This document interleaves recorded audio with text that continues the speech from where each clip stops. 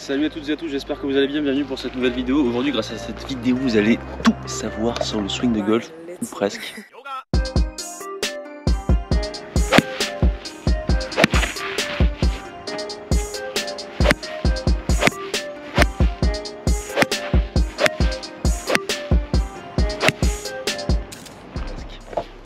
Alors pourquoi je dis ça? Tout simplement parce que c'est un nouveau format, j'ai déjà commencé la semaine dernière, ça s'appelle le temps d'un saut de balle. En réalité ce sera peut-être le temps d'un entraînement, je sais pas, ça changera peut-être de nom en cours de route, on va essayer de garder ce nom pour l'instant.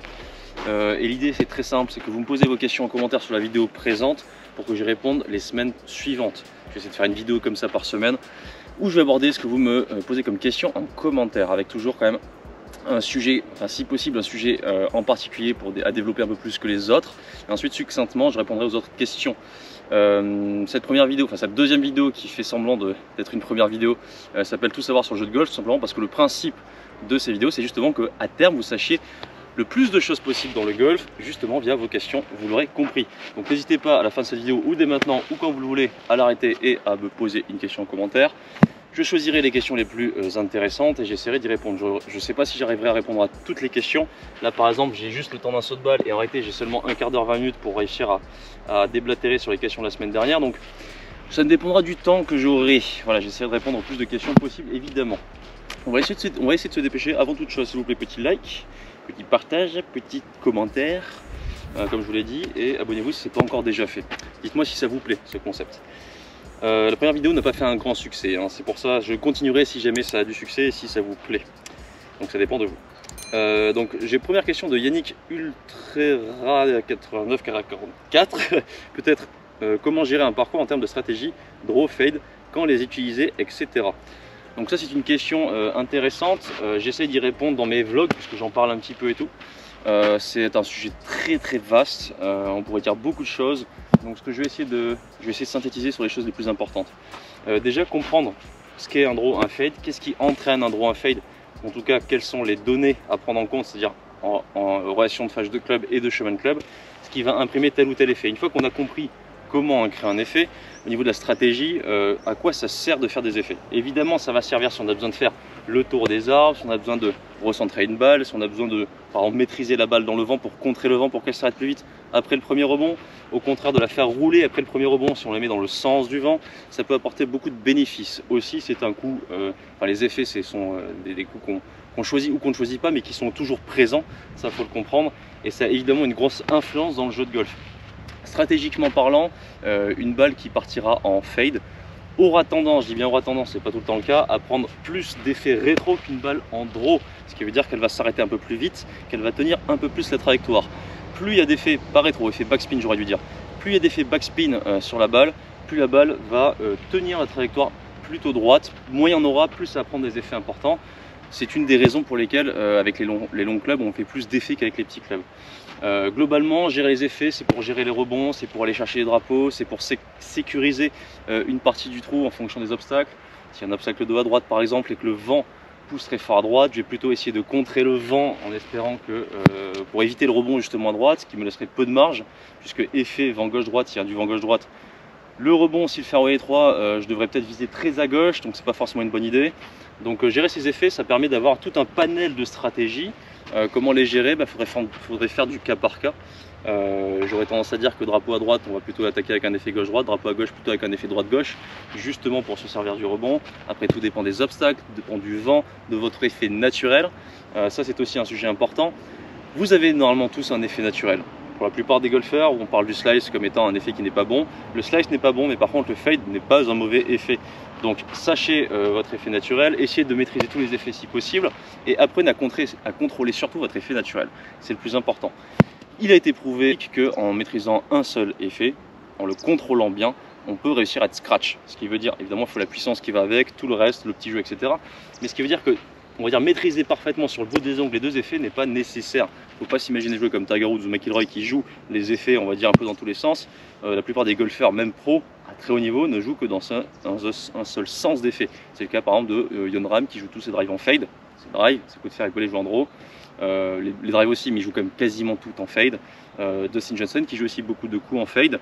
Tiger à l'époque qui jouait beaucoup de coups en draw. Donc chacun a son naturel. et doit le respecter si possible au maximum. On va essayer de prendre un cas de figure, on va dire concret. L'arbre qui est devant moi, le drapeau se situe derrière, j'ai le choix soit de passer par-dessus, soit par la droite, soit par la gauche. En fonction des obstacles, imaginons qu'à droite le creux c'est un obstacle d'eau, je ne dois donc surtout pas terminer dans l'eau. Je vais plutôt essayer d'attaquer par la gauche pour me mettre de la marge sur on va dire le départ de la balle, et ensuite je vais la faire s'incurver pour qu'elle se rapproche, non seulement grâce à l'effet mais grâce au rebond, je le rappelle, vers un drapeau imaginaire qui va se situer, on va dire, juste à gauche, partie gauche de l'arbre. Donc là je vais essayer de faire un fade, parce que stratégiquement je sais que s'il ne prend pas, au pire elle restera à gauche. Ok, j'en ai pas mis assez du tout et surtout elle est sortie beaucoup trop à gauche.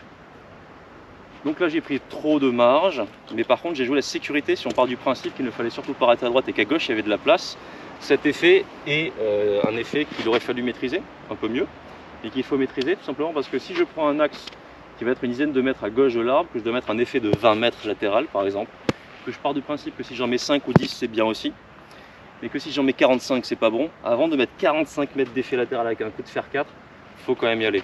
Après libre à moi de choisir la quantité d'effet que je veux mettre et la marge que je veux prendre. Ça c'est un pool. Alors je vous avoue, c'est mes premières balles de la journée, je suis très fatigué, je suis tombé malade. 40 degrés hier, 23 aujourd'hui. Ça fait un petit choc. Et l'organisme n'a pas trop aimé cette nuit. Oh là là, bon, je tiens à préciser que ce n'est pas mon effet naturel. C'était un exemple bien pourri. Bon, l'exemple est bon, par contre on va dire que la réalisation n'est pas tip top. Les balles plus à gauche, grip plus faible, pour être certain que la face soit plus ouverte. Et là ça tourne déjà un peu plus, c'est mieux. Bon, c'est toujours pas suffisant, je pense que l'alignement n'est pas très bon. Bref, passons à la prochaine question. En résumé, pour les effets, apprenez les bons termes sur les trajectoires et ce qui les provoque. Fade, draw, push, pull, essayez de comprendre quel terme veut dire quoi et qu'est-ce qui, dans la phase de club et la gestion de la face, entraîne ces choses-là. Ensuite, préférez jouer votre effet naturel quoi qu'il arrive, ce sera toujours stratégiquement plus logique. Un effet vous permet d'avoir une marge stratégique grâce notamment au rebond. Également dans le vent, la compréhension de l'incidence des effets est très importante. Alors souvent il y a des concours de drive et d'approche. Comment se préparer au concours de merguez, un maxi hook, un maxi slice? C'est un challenge. Question un petit peu drôle mais qui va être utile néanmoins. Donc de Olivier W5484. Donc pour un concours de maxi slice ou de maxi hook, j'ai dit juste avant, ça tombe bien, on reste dans le thème.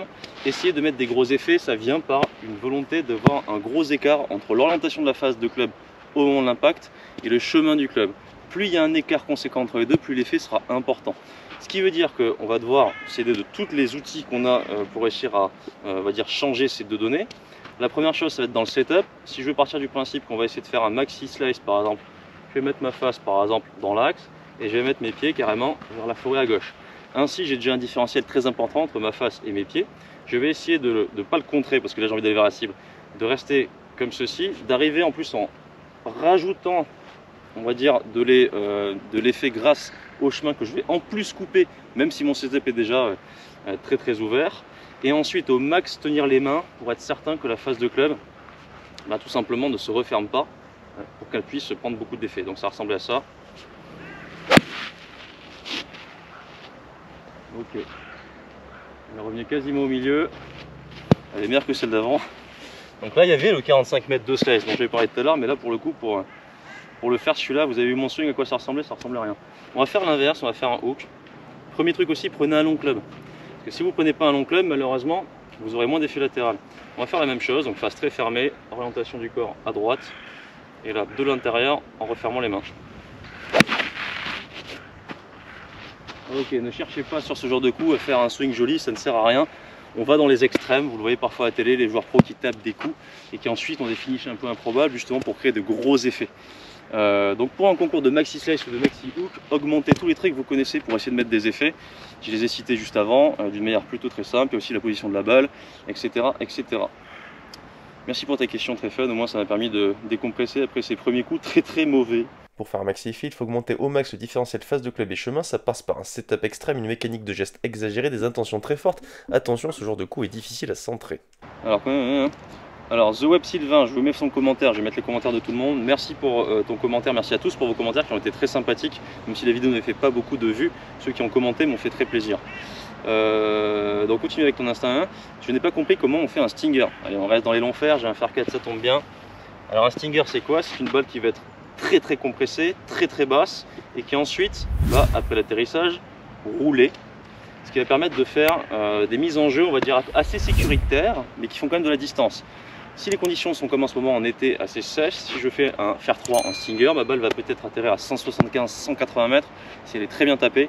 Parce qu'étant donné qu'elle part basse, elle ne va pas atterrir très loin, moins loin qu'un coup classique. Par contre, elle va rouler beaucoup plus qu'un coup classique et on récupère sur la roule ce qu'on a perdu en vol, x2, x3, ce qui permet d'aller plus loin avec un stinger dans certaines conditions de jeu. Donc un stinger, ça va aider pour faire un coup sécuritaire qui n'atterrit pas très loin, mais qui va permettre de rouler, donc parfois de se servir des pentes du terrain pour aller encore plus loin. Ça va aider aussi dans le vent pour réussir à faire une balle qui part basse, mais si on a envie, qui met beaucoup d'effets pour qu'elle puisse remonter et qu'elle atterrisse relativement doucement, par exemple lorsqu'il y a du vent contre. Donc un stinger, c'est tout simplement une balle très basse, par contre qui nécessite énormément de vitesse. Comme je vous l'ai dit, vous perdez la distance si vous prenez un long fer et que vous faites une balle basse par rapport à si vous le tapiez normalement, puisque l'apex d'un long fer étant déjà assez bas, si on la baisse encore aux alentours de 10 mètres, elle risque vraiment pas de faire beaucoup de distance, sauf si vous avez une vitesse énorme. J'ai pas une vitesse énorme, j'ai une vitesse, on va dire, presque tout juste nécessaire, et pourtant je suis pro pour faire des stingers dignes de ce nom. Donc je vais vous montrer, c'est très simple, vraiment très simple pour le coup. Il suffit de mettre la balle très en arrière avec un long club, comme là j'ai un fer 4, donc elle est plus en arrière que le centre des pieds. Et je vais essayer dans mon swing d'arriver très verticalement vers le sol pour arriver avec les mains vraiment devant, une phase de club très fermée, et verticalement aussi pour essayer de l'écraser afin qu'elle parte vraiment basse sur le début de trajectoire. C'est comme si je voulais faire une balle basse sous les branches, mais en plein swing.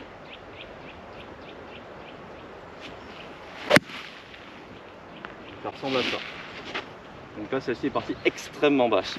Pour le coup, c'est un coup qu'il va falloir maîtriser, enfin, qu'on peut maîtriser, mais comme j'ai dit, avec une nécessité de vitesse et quand même un, on va dire psychologiquement parlant, on va dire de l'engagement. Ce n'est pas un coup tant dans le contrôle, c'est un coup relâché mais contrôlé. Relâché dans l'attitude, par contre contrôlé dans la stratégie, on va dire. Celle-là elle est mieux parce qu'elle est un peu plus en l'air, donc elle va vraiment faire plus de vol, mais elle va quand même rouler. Donc ça c'est un stinger. Vitesse, balle en arrière et je l'écrase. Ce qui n'est pas si simple lorsqu'on fait un stinger, c'est de réussir à maîtriser sa sortie de balle. Lorsque la balle est en arrière dans le stance, le club va arriver en zone d'impact dans une position qui ne sera pas la même que si vous la gardez d'une manière normale dans le stance. Résultat, vous risquez par exemple d'avoir une phase de club très ouverte à l'impact du fait d'avoir le club qui arrive un peu plus tôt dans la zone d'impact habituelle. Résultat, il va falloir compenser ça, soit par le swing en étant vertical, mais aussi un petit peu venant de l'extérieur, pour essayer d'arriver à couper la ligne de jeu vu que la balle est un petit peu plus en arrière. Et en plus de ça, il y a une autre manière de faire si on veut faire un draw par exemple, c'est de fermer la phase de club et de laisser son swing normal. Si on veut faire un fade, ça va être très compliqué, parce que la balle étant très en arrière, je préconise pour les stingers en fade plutôt une balle un peu plus en avant, et par contre un corps qui vient véritablement écraser la balle de l'extérieur. Donc ça ressemble à ça, stinger en fade. J'exagère tellement les traits qu'elle part ultra basse, mais il y avait un fade. Stinger en draw, je la mets en arrière cette fois-ci, mais par contre je ferme la phase de club avec un grip un peu plus fort. Et là je swing, on va dire à peu près normalement. Stinger en draw et stinger tout droit, c'est ce que j'ai fait tout à l'heure. C'est-à-dire, on ne ferme pas la phase de club, on met la balle en arrière et on est un petit peu plus vertical. Stinger tout droit. Je ne sais pas si c'était parfaitement clair, repassez en arrière si jamais vous n'avez pas tout compris. Pour moi ça l'était parce que forcément c'est instinctif. Après au niveau des mots, j'avais pas forcément prévu de faire draw, fade, droit, ça m'est venu à l'esprit donc je l'ai fait. Ce qu'il faut comprendre c'est que tous les stingers sont possibles, mais il y a des choses à mettre en place pour chaque stinger. Voilà. De la même manière qu'il faudrait mettre en place des choses en coup normal auquel on voudrait mettre un effet gauche-droite, etc. On en revient à la question d'avant aussi. Résultat, ce qu'il faut comprendre, stinger, vitesse, long club, balle en arrière plus ou moins en fonction de l'effet qu'on veut, et une volonté d'aller chercher vraiment verticalement le sol avec les mains très en avant en zone d'impact. Alors il est 36, donc je vais devoir dans pas longtemps aller chercher mon baby à la crèche. C'est pour ça que je parle très vite d'une manière un peu stressée, c'est que je sais que je suis à la bourre, il s'est passé plein de trucs avant, c'était pas prévu. Du coup j'essaie de faire le plus vite possible. Si vous arrivez sur ma chaîne Peace and Golf, n'hésitez pas à aller mater tout ce que je vous propose dans l'univers justement Peace and Golf, des voyages, des stages, des cours, des pro-am, Pour avoir toutes les infos, un seul moyen, la newsletter. Je vous tiens informé des choses en cours du moment. Vous avez également Flo.ls, mon Instagram, mon Facebook LSFlorent, mon site internet florelsgolf.com. N'hésitez pas à aller voir en description de la vidéo, vous trouverez toutes ces informations. Alors j'ai Guillaume Ferrandez 7288 qui me dit qu'il différencie dans ses swings les fers, les bois, les hybrides et le drive. Et qu'il trouve ça peut-être un petit peu débile. Ensuite il garde le conseil de partir du finish pour le fade et le draw parce que ça marche plutôt bien. Donc on reste dans les effets. Pour le fade et le draw, ce qui veut dire c'est que quand on essaie d'avoir un finish un peu tenu avec les mains hautes, on aura plutôt une tendance fade un peu haut. Si on essaie d'avoir les mains par exemple basses, l'inverse, basse et plutôt comme ça va être plutôt on va dire enroulé, ce sera plutôt un draw, ce qui est logique. Relâché et enroulé. Donc il part du finish pour réussir à faire ses effets, c'est pas con. Si on pense au finish, généralement tout ce qui s'est passé avant se passe bien. Après par rapport au fait de jouer les fers, les hybrides, les bois, le driver d'une manière différente, fondamentalement il n'y a pas de différence dans le swing lorsqu'on swing avec différents clubs. Simplement ils ont tous des lies différents, ce qui va impliquer un angle d'attaque lui aussi qui sera différent. Si je prends un lob wedge et si je prends un fer 4, vous remarquerez que l'angle au niveau du shaft n'est pas le même. De fait, avec le même swing et les mains placées, on va dire, aux mêmes endroits, il va y avoir des clubs qui vont prendre un angle différent. Mais c'est pas en bougeant mon swing, je n'ai pas mis mes mains plus basses avec le driver ou avec le fer 4 par rapport au lob wedge. Simplement, le club est foutu différemment, donc ça fait une différence. C'est très bien fait. Donc il ne faudrait pas fondamentalement avoir de différence entre les swings. En revanche, on peut avoir des intentions un peu différentes. Un fer, c'est un club qui va se jouer un peu plus en descendant. Un bois 3, un hybride un peu plus tangentiel. Et un driver, si possible, si on veut aller plus loin et mettre des balles hautes avec du carry, plutôt en remontant. C'est pas le cas de tout le monde non plus, mais dans l'idéal, ce serait un petit peu ça. Donc les clubs sont censés aider aussi à ça, puisque la position de balle n'est pas la même. Un driver, on sera beaucoup plus devant, ou un fer 4 aussi par rapport à un lob wedge. Donc de fait, le mouvement en zone d'impact sera plus ou moins, on va dire, verticalement vers le sol ou plutôt en train de remonter, plutôt remontant. Ce qui est sûr, c'est que dans les intentions, on peut en rajouter un petit peu. Avec le fer 4, si j'ai envie, je vais plutôt essayer de faire une balle un peu on va dire tangentielle pour la mettre, si j'ai envie de la mettre haute par exemple. C'est un club qui va assez bas, donc pour la jouer assez haute, il ne faut pas que je prenne un gros divo. Et là, elle part assez haute. Maintenant, avec un petit fer, je vais de temps en temps les jouer, on va dire, proportionnellement un peu plus punché qu'avec le fer 4. Tout simplement parce qu'on optimise un petit peu, on va dire, le vol de la balle comme ça. Avec le driver, c'est la même chose, je vais carrément la prendre légèrement en tangentielle, mais pas tout le temps. Parfois, j'ai envie de la prendre un peu plus en descendant pour rajouter du backspin afin qu'elle tienne un peu plus la ligne, un peu spinante. Donc en réalité, tout dépend du coup de golf que vous avez à faire. Ce qu'il faut comprendre, c'est que le swing reste le même, mais qu'en fonction des outils qu'on a, on peut avoir des préférences ou des intentions qui diffèrent, et donc, si une intention diffère, le swing va forcément un petit peu différer. On peut quand même avoir des swings différents si jamais on a un gros défaut, un swing tellement vertical qui correspond bien au petit fer que le driver ça passe pas du tout. Donc on imagine que le petit fer, on garde son point fort en gardant un swing vertical, le driver on va chercher un peu plus en rotation avec les mains plus basses. Ça arrive, mais dans l'absolu, si on a un bon swing, normalement, pas de différence. Allez, next one. Alors j'enchaîne bien, c'est pas trop mal, mais le problème c'est que j'aurai jamais le temps de terminer mon saut de balle. Là il me reste 3 minutes, donc je vais en faire une dernière, je suis désolé. Il y en a certaines que j'aurais pas évoquées, mais n'hésitez pas quand même à me les remettre si jamais j'y ai pas répondu pour cette vidéo, et puis sinon m'en remettre d'autres, hein, faudra pas m'en vouloir. Alors Eric 7619 qui me dit de refaire des vidéos avec l'atmosphère des voyages avec Guillaume, il va dire Guigui. Guigui, il a marqué Guigui, évidemment Guigui, si vous ne connaissez pas, c'est Guillaume, c'est un ami pro. J'adorerais, malheureusement, avec une vie de famille maintenant, c'est beaucoup plus compliqué de faire ce genre de vidéos, mais je ne désespère pas. J'espère que d'ici 2-3 ans, je pourrai de nouveau faire un voyage en Afrique et vous proposer ce genre de contenu qui, pour moi, est mon contenu préféré. Et voilà, à tourner, à monter, à tout quoi. Alors, pourrais-tu faire une vidéo sur le grip baseball, ses avantages et inconvénients? Je ne parviens pas à adopter un autre grip que celui-là, une vidéo sur les trajectoires basses, médianes et hautes avec un même club, faire 8, faire 6. Hein, j'ai fait des balles assez hautes qui plug direct sur le green mais pas tendues. Donc allez voir le commentaire de Daniel Cosma 6572, il faut le relire plusieurs fois pour réussir à y répondre. Donc première question, grip baseball. Malheureusement j'aurai pas trop de réponses à te donner parce que je n'ai aucune info quant au fait que le grip baseball soit moins bien ou mieux qu'un autre grip. La plupart des débutants commencent comme ça jusqu'à ce qu'on leur dise qu'il faut mettre les doigts entrecroisés ou les uns sur les autres en overlap ou du coup en interlock. Le truc c'est que très honnêtement je ne sais même pas s'il y a vraiment un bénéfice. Je suis pas biomécanicien, je ne sais pas exactement ce que ça va influencer. On a tendance à dire que lorsqu'on prend un grip avec les doigts qui s'interloquent ou qui s'overlap, on va avoir un peu plus de contrôle parce que les mains vont être un peu plus liées. Mais force est de constater qu'il y a plein de joueurs qui jouent en baseball et qui n'ont pas de soucis quant au fait de bien jouer. Il y a même un joueur sur le circuit PGA Tour qui a réussi. Par contre, si on prend la masse des golfeurs qui jouent bien au golf, il y a ce truc là. Est-ce que c'est historique? Je ne sais pas, il faudrait que je m'informe sur des études. Ce qui est sûr, c'est qu'en swing avec un grip baseball, on peut faire de très bons coups quand même, il n'y a pas de souci. Donc les influences, je t'avoue que j'en sais rien. Par contre, comme tous les swings, comme tous les grips, pardon, si c'est un grip baseball avec des mains qui sont dans un sens ou dans un autre, il va y avoir une incidence sur l'orientation de la face de club, sur la mécanique de swing. Évidemment, je dirais que si la main droite est un peu plus basse, le risque c'est que l'épaule droite soit un peu trop basse et que tu sois assez proche du sol très rapidement.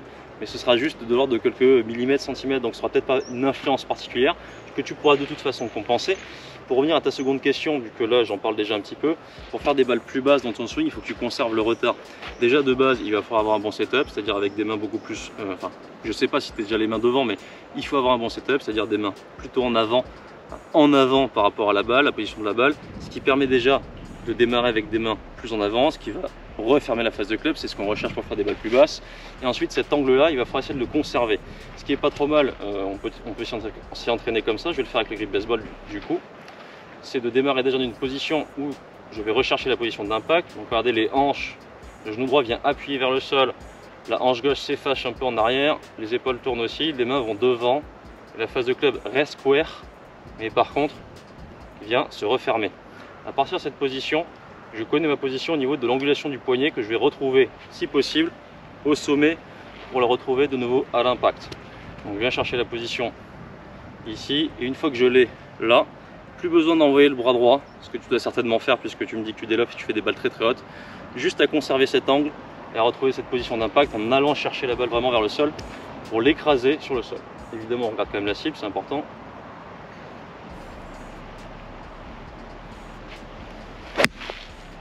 Ok, balle très basse. Ça s'appelle un fort droit de presse. Si vous regardez mes swings de golf sur mes vlogs ou un peu tout le temps, avant de jouer, en réalité je pars même pas d'une position comme ça. Je pars d'une position, on va dire, normale, mais avant de jouer, je vais faire ça et je démarre. Ce fort droit de presse, c'est justement l'action d'aller presser le sol et de se mettre en position d'impact pour ensuite démarrer le swing dans l'autre sens pour repartir. Un peu le principe en fait d'une vague où je pars en arrière, je pars en avant, je pars en arrière, je pars en avant. Le swing d'un golf est ainsi fait, c'est une danse, je l'avais déjà dit la dernière fois. Et justement, cette petite danse se termine puisque je vais aller chercher mon PV. Vos questions, je les attends, vous aurez compris. On sera resté au fer 4 aujourd'hui.